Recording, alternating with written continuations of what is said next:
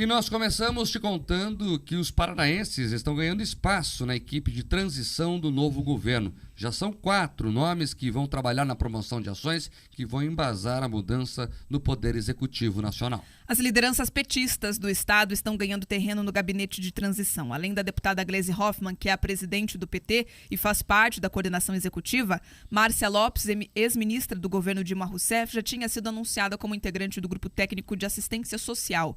Ontem à tarde, mais 2 nomes conhecidos dos paranaenses foram anunciados. Paulo Bernardo, ex-ministro das Comunicações do governo Lula, vai fazer parte justamente do grupo temático das comunicações. E o deputado federal Enio Verri está compondo a equipe do grupo de Planejamento, Orçamento e Gestão.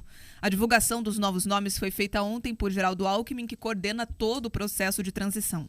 Além dos 2 paranaenses, o vice-presidente confirmou outros 34 membros. Além das comunicações e planejamento, orçamento e gestão, também foram nomeados integrantes de equipe para tratar de direitos humanos, igualdade racial, mulheres e indústria, comércio, serviços e pequenas empresas.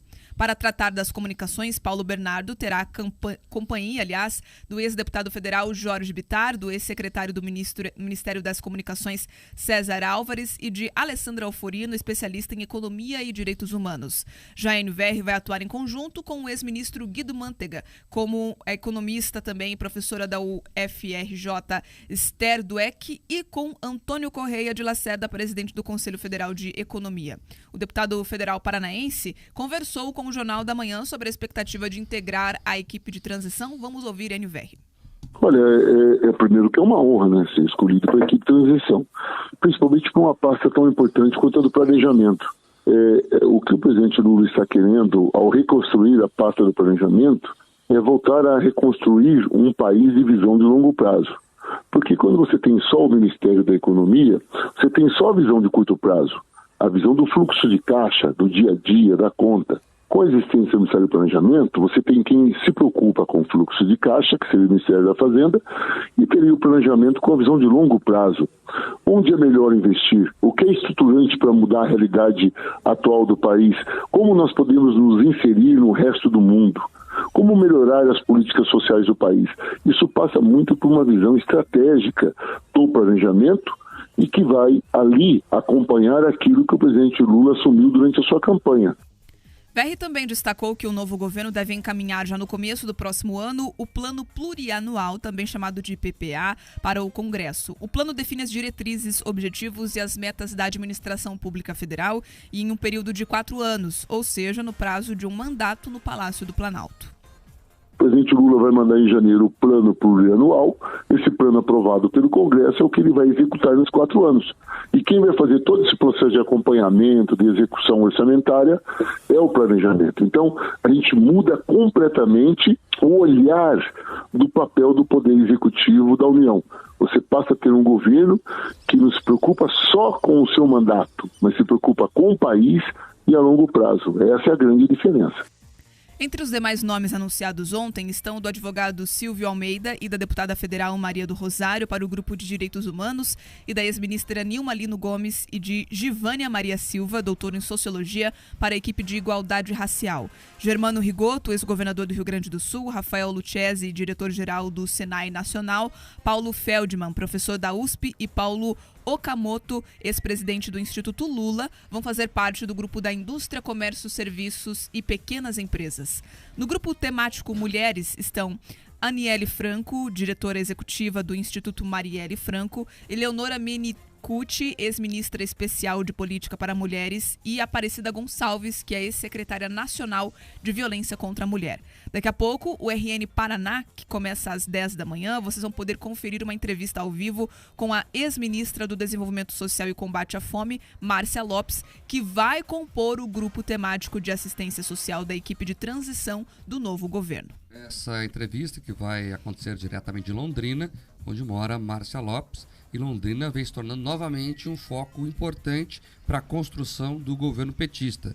Você veja que a própria Gleisi Hoffmann, que consolida a vida política dela lá em Londrina, apesar de ser de Curitiba, ela aparece ao país a partir de uma gestão que trabalhou em Londrina.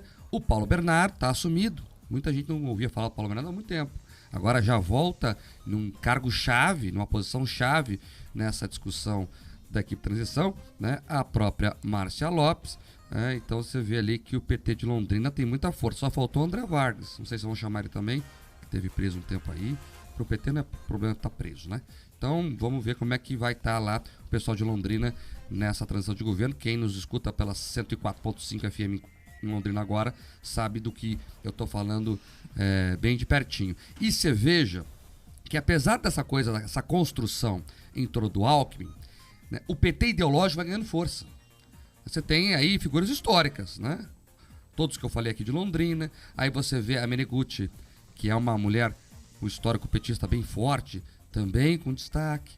Aí você vê o pessoal aí ligado aos movimentos sociais mais incisivos, como a Aniele Franco, que é irmã da Marielle Franco, que foi assassinada no Rio de Janeiro.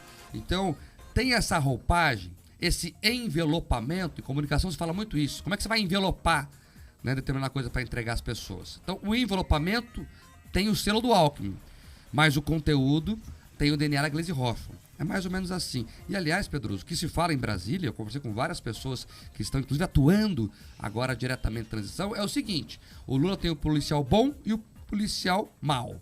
O policial bom é o Alckmin, que diz o não que o Lula não pode dizer.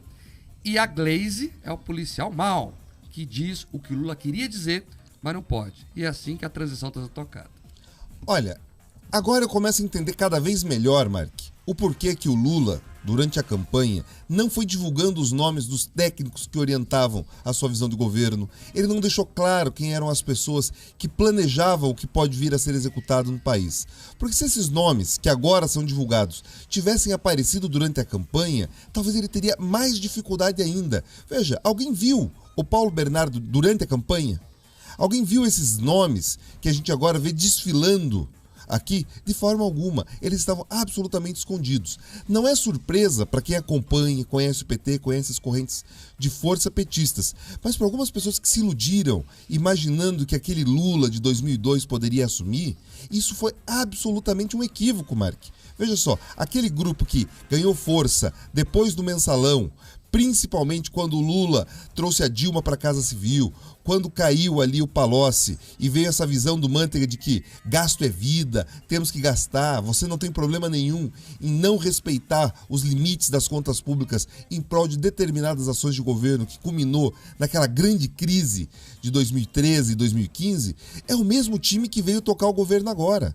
É o mesmo pessoal, inclusive o mesmo pessoal no governo. Quando você olha quem são os aliados prioritários dentro do Senado, dentro da Câmara, você olha lá, Renan Calheiros. Você vai percebendo que são as mesmas pessoas com uma visão de mundo que trouxeram menos desenvolvimento para o país. E, Marcos, me permite talvez me alongar só um minutinho, porque assim, algumas pessoas falam, olha, mas por que essa preocupação com o mercado? Por que esses nomes deixam o mercado nervoso? Olha só, o mercado não é um bando de pessoas reunidas numa sala conspirando. Pelo contrário, são as pessoas que estão investindo. A gente está falando de bancos, a gente está falando de fundos de investimento, empresários, pequenos comerciantes, investimentos internacionais, inclusive. Quando eles olham um desrespeito às contas públicas, eles querem saber o seguinte: como que as contas vão ser pagas? Será que as empresas vão sofrer mais tributação para pagar esse descalabro? Ou ainda, eu vou manter meu dinheiro em real? Porque se eles, por acaso, colocarem mais moeda circulando, o real desvaloriza, então eles vão procurar moeda forte. É por isso que o dólar sobe, é por isso que a bolsa cai. Então, esse tipo de discussão, esse tipo de anúncio e esse tipo de equipe, e talvez esse tipo de visão de mundo, Mark, podem repetir aquilo que a gente viveu com a Dilma, mais do que aquilo que as pessoas imaginavam ser um Lula 1 de 2002. Olha, é importante falar sobre isso, sobre economia, que é o ponto forte da discussão no Brasil nesse momento, e você falou sobre economia, então me permita aqui lembrar aos ouvintes uma frase dita pelo ex-ministro da Fazenda e ex-presidente do Banco Central, Henrique Meirelles, ontem. Ele, segundo a imprensa, em uma reunião com investidores do banco BTG Pactual, falou o seguinte, que o Lula dilmou. Frase dele, não é minha. O Meirelles, que fez o L do Lula, apoiou o Lula nas eleições, já está arrependido, mas isso com menos de 2 semanas da eleição. Disse que o Lula dilmou, né, e que os investidores precisam de sorte. Essa é a avaliação do ex-ministro da Fazenda, Henrique Meirelles, um homem que já foi presidente do Banco de Boston. Um economista respeitado no mundo todo, que, pelo jeito, foi enganado pelo Lula, ou se deixou enganar pelo Lula. Essa irresponsabilidade fiscal, Pedro, tem um nome bonito agora. É o waiver, como queiram falar a pronúncia aí. Que é o que, na verdade? Tem esse nome gourmetizado, mas é endividamento. O que o PT quer é 175 bi para gastar como quiser, mas principalmente para pagar promessa populista de campanha. Vamos lembrar aqui que eles já estão falando, no tal do waiver, que o Bolsa Família não vai entrar mais no orçamento. Eu vou estourar o teto aqui, e não é só no primeiro ano de governo, é isso que estou no mercado. É o mandato todo, até 26. Até 26. E qual que é o impacto disso? Nós vamos poder chegar, estou aqui com o estudo da XP, a 74% de endividamento do PIB. E isso pode passar a 88% se o tal do waiver for implementado. Números da XP Consultoria. Esse dinheiro, os 175 bi, não existe. Não tem um cofre secreto lá que eles vão abrir e pegar, estava reservado aqui. Não, eles vão endividar o país. Vão emitir título. E não para por aí. Aí, um governo que gasta mais, ele aumenta a dívida, como eu estou explicando aqui, o que prejudica o combate à inflação. Com mais gastos, o que vai acontecer? O Banco Central vai precisar elevar a taxa de juros. Ou seja, mais dívida, mais inflação, mais juros altos e o crédito fica mais caro. Quem paga a conta? O mais pobre. Parece que é uma coisa boa, né? 175 bi para o mais pobre. Até vai alguma coisa de dinheiro para o mais pobre. Mas é ele que mais sofre com a inflação. É ele que perde o poder de compra. É ele que empresta dinheiro do banco e vai pagar mais juros. Então, dá com uma mão e tira com a outra. Tem o Mansueto, que é um importante economista do Brasil, que fala o seguinte: às vezes, Pedroso, o remédio amargo é o que salva o paciente. Não adianta. A injeção dói, mas cura. Não adianta fugir da responsabilidade fiscal. Como você bem colocou aqui, a economia não é para Faria Lima. Não é a Faria Lima que vai sofrer mais com essa, por exemplo, queda da bolsa, com a alta do dólar. Não. São os mais pobres. A economia serve para servir a população como um todo e não só os investidores. É preocupante a forma com que o governo PT está mostrando que vai tratar a economia. E veja, até agora, Pedroso, não temos um capitão. Já passou da hora. Quem é o ministro de Lula? Até agora não temos. É uma questão essencial, até para contar ao mundo o que vamos fazer. E sabe por que não temos? Porque há uma disputa interna no PT muito grande. Porque o Lula, e é verdade isso, ele até quer o Alckmin ou alguém da estirpe do Alckmin. Não, quando eu digo Alckmin, não é o CPF do Alckmin, é alguém do grupo de Alckmin. Alguém que converse mais com o mercado, que faça mais gestos nesse sentido. Mas o PT raiz está brigando. Não é à toa que você vê, volta e meia notinha plantada, que o ministro será o Haddad. E sabe por quê? Porque eles estão há 6 anos, Pedroso, roendo osso. A Gleisi estava gritando aqui na porta da cadeia do Lula. As pessoas esqueceram tudo isso. A Gleisi estava há pouco tempo gritando aqui, bom dia Lula, na porta da cadeia. Ela sofreu muito. Então ela ficou roendo o osso, ela e o PT ideológico. Agora, o filé mignon foi servido. E aí o pessoal quer estar no banquete também, né, Pedroso? Exatamente. Olha só, esse PT, a gente às vezes olha assim como se fosse um bloco só, como se fosse uma coisa única. Não é. As correntes internas do PT, elas só não são maiores, talvez, do que os grupos internos do MDB.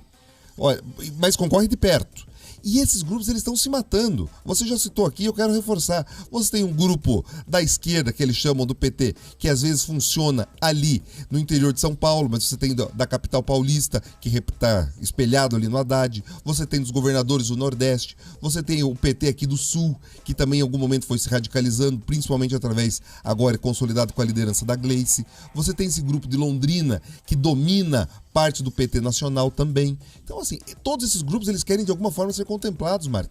Eles não enxergam no governo de, olha, nós temos o presidente e isso está posto. De forma alguma. Eles querem o controle da cozinha. E para eles, o que é o controle da cozinha? É fazenda, planejamento, Casa Civil, indústria e as principais estatais. Eles não aceitam nada menos que isso. Querem BNDES, querem a Petrobras, porque eles querem recuperar essa visão distorcida de mundo, que acham que ser responsável na área fiscal é ir contra os mais pobres, quando é justamente o contrário.